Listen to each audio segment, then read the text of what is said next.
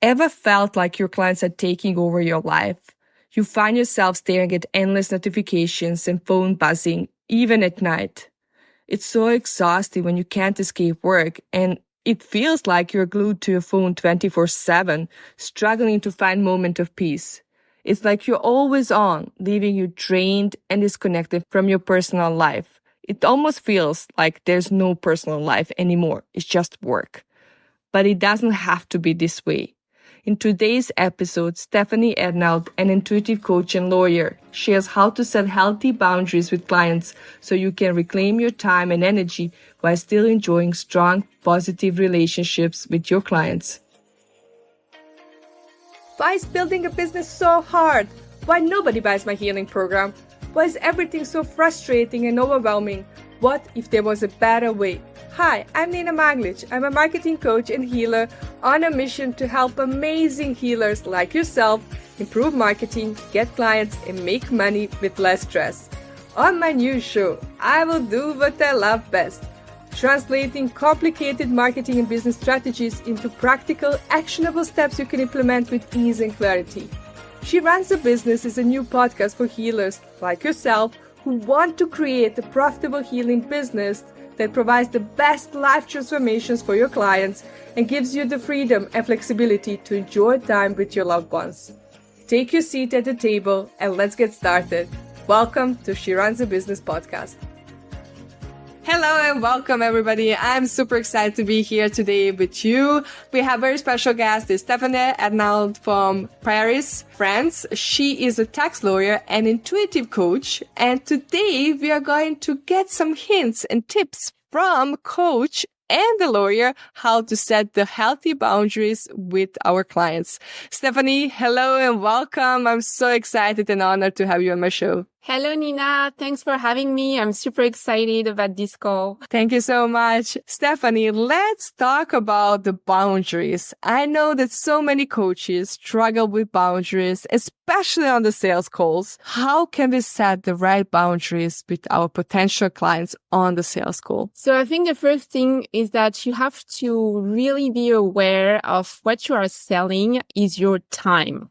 You're selling your time, which means that you're kind of selling yourself. As a lawyer, I know people think that for lawyers, it's kind of easy because like you pick up the phone and then you charge. It doesn't work this way because the client has to agree and the clients can actually reach out to you when you have a recurring client. I mean, they will call and ask for information. And when you're a lawyer, you actually sell information. I've been a lawyer for over 10 years now. 1 minute with me, I can give the whole solution of the problem. And it's not because it takes 1 minute that it's not worth anything, you know. But there is like years and years of studying and learning and practicing what you're doing. So that's why you can solve the problem in 1 minute. Exactly. You're saving people time and money and giving them really instant solution. That's why time costs. Exactly. When I have a new prospect, I actually have 2 meetings today, this afternoon, with people who are interested in working with me and they're asking for a Zoom. And I really have to prepare myself because obviously before the call, they're like, yeah, I want to know that and that and that.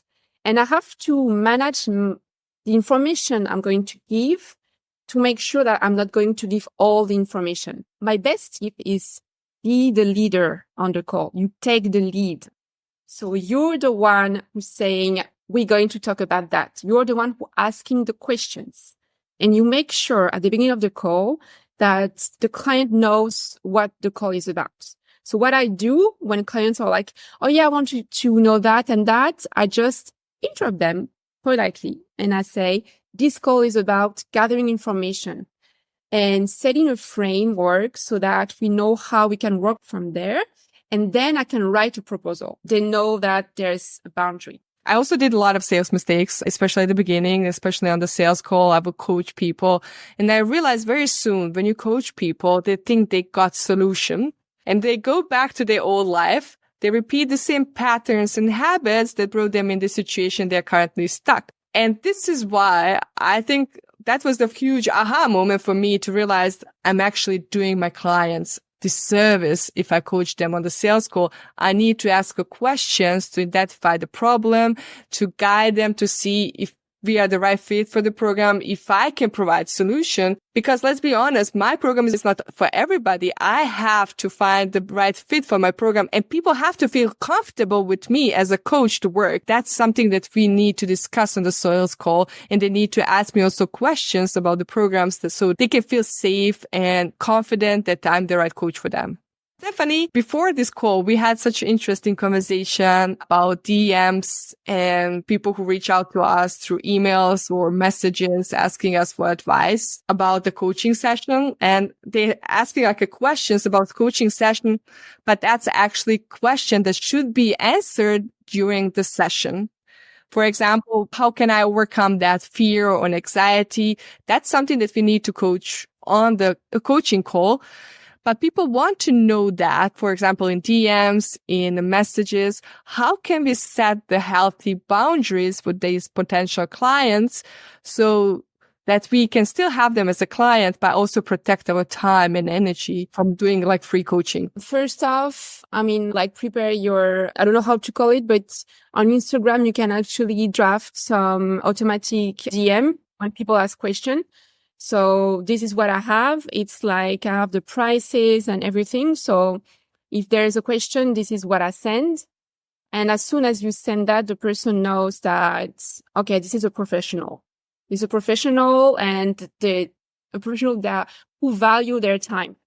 Like, cause I know sometimes it's annoying, especially when you are very, like a very good person, very loyal, and you feel like people are not supposed to ask you stuff for free, but sometimes you have to teach people how to behave. So make sure you have all of that. And also really be aware of, I was talking about the lawyer. As lawyers, we sell our time and we sell information.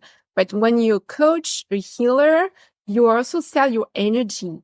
And so when you have people around you, especially if you have a high vibration, like just interacting with you is kind of healing. So just be aware of that. Be aware of your value and make sure you don't give out too much.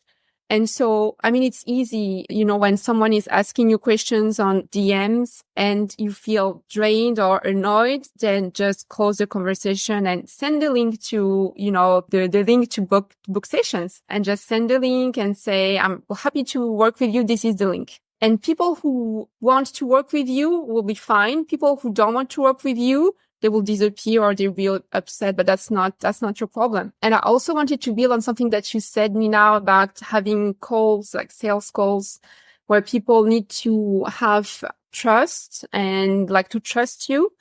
And this is one of the things I tell clients when I write a proposal and then they call me and say, well, Stephanie, I think it's kind of pricey, or how do I know that the right lawyer? Because I have proposal for all the lawyers. And I just go into my confidence. I know sometimes it's hard, but I just kind of jump, both feet. And I go like, you know what? I cannot tell you if I'm the right lawyer for you because you have to make the decision. And I can only work with clients who trust me. This line is very powerful. When you tell people, I can't work with you if you don't trust me, then they go like, I trust you. So I think it's about empowering the clients. Yes, very often people want to abdicate their responsibility to coach and they want coach to make a decision for them. But I usually say, I really cannot tell you. Like, people usually ask me like, oh my God, I have problems with my husband. Should I divorce him or not? Like, I'm sorry, I cannot tell you this because the truth between two of you only know you two. So, and you have to make decision also for your clients to say that like, hey, I cannot take responsibility for you and I cannot make decision for you because this is your life and only you have the power over your life to make the best decision. And deep down in your heart, you know what's the best decision for you. I also find it very interesting when I get messages in DMs when people are asking me about my prices. I usually say, look, I have a program that I sell and people can only apply to work with me to see if we are the right fit. You can book a sales call with me and we can really discuss if this is something you want. I have your best interest in my mind because I don't want to also take clients who are not ready and who don't want to do the work because this is not beneficial for both of us. Look, let's get on a sales call, get to know each other. There's no pressure to buy from me. There's no risk. You don't have to commit to anything. And if we are the right fit, we can work together. As you said, I don't know if I'm the right coach for you. This is a decision you need to make for yourself. I know that I can help you and provide a solution for you,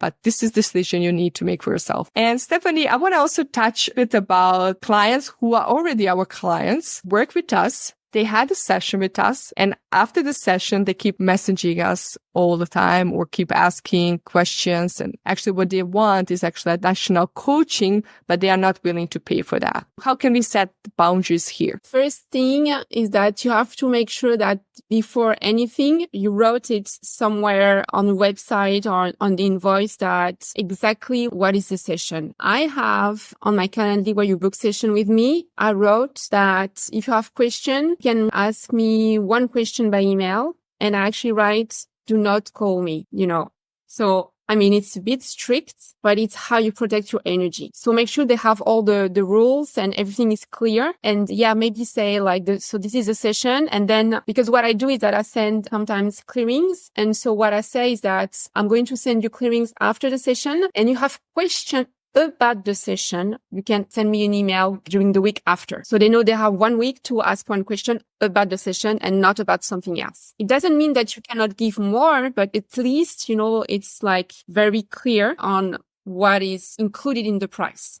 I think that's really great advice to make it clear for them, write it down that they know exactly what they can expect. I also find it very interesting that, for example, when I do Akashic Records reading sessions for my clients, they have 24 hours to ask me questions about sessions. And I always say to them, I don't want to be present in your Akashic Records. First of all, that's your private thing.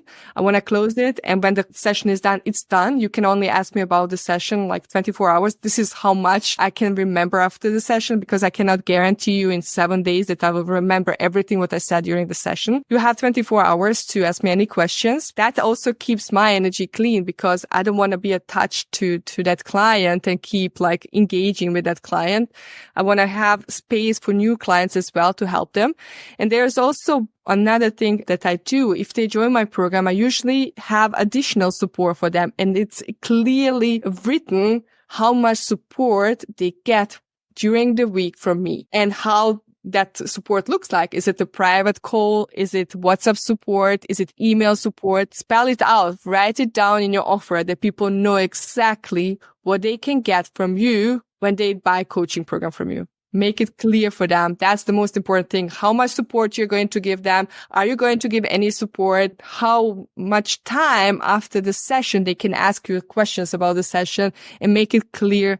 Write everything down. It makes it easier for you, and you will avoid having those kind of conversations. Thank you so much, everybody, for tuning in. Thank you, Stephanie, for being my guest. It's always a pleasure to have you here. Thank you. Do you have any other tip for people? Just be cheeky, Just wanted to tell this story. I had this woman who reached out to my Instagram coaching account. She was asking, I want to do sessions with you, but I have questions. So I thought she had questions about the length of the session, or if it's a call or a Zoom or anything. And then she started to talk about her problems with her husband. And then I texted her. I said, I don't coach by message. And she understood. And then she was super polite. And she's like, okay, thank you so much. I will reach out later.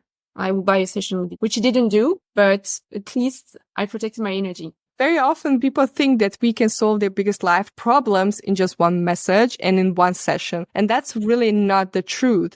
First of all, when we have the first session is really to understand what is the root cause of the problem, what is really going on there. And when you start digging deep, you will find the layers of problems there. And then you have to help clients create the roadmap for them to get the solution they want. But it's a process. And this is something we have to communicate also with the clients. It takes time. We cannot solve the biggest problem in the messages. We cannot solve the biggest problem in just one session. We need to understand what is the root cause of the problem, take our clients on a journey. That's why I sell programs, because this is the best way to provide a transformation for people. Thank you, Stephanie, so much. You're such always great guest. Thank you for being here. Thank you for sharing your lawyer experience with us. Can you tell us more where people can find you? They can find me as a lawyer on my website. You can type my name and family name, Stephanie Arnould, on Google. You will find my website, which is arnoldavocat.com, because I'm a French tax lawyer. And you can also find me on Priestess Infinity, like a priestess, for the coaching on Instagram, TikTok, or Google. I also have a website for that. Thank you, Stephanie, for being guest on today's show. Thank you so much. Thank you, everybody who was here today. Keep shining your light, because the world does need that love and light inside of you more than ever. I'm sending you lots of love and big hug. Bye. My gorgeous friend, I hope you love this episode. If you learned something that is helpful for your business, I would really love to hear from you. Could you spend 30 seconds of your time, go to the Apple Podcast and leave me a 5-star review? This is the only way you can thank me and let me know how much you love this podcast. I love hearing from you. If you have friends who need help with their coaching businesses, share this episode with them and help them grow their business too. Thank you for listening to She Runs the Business podcast. Please share your gifts with the world. Keep shining your light, because the world does need that love and light inside of you more than ever. I'm sending you lots of love and big hug.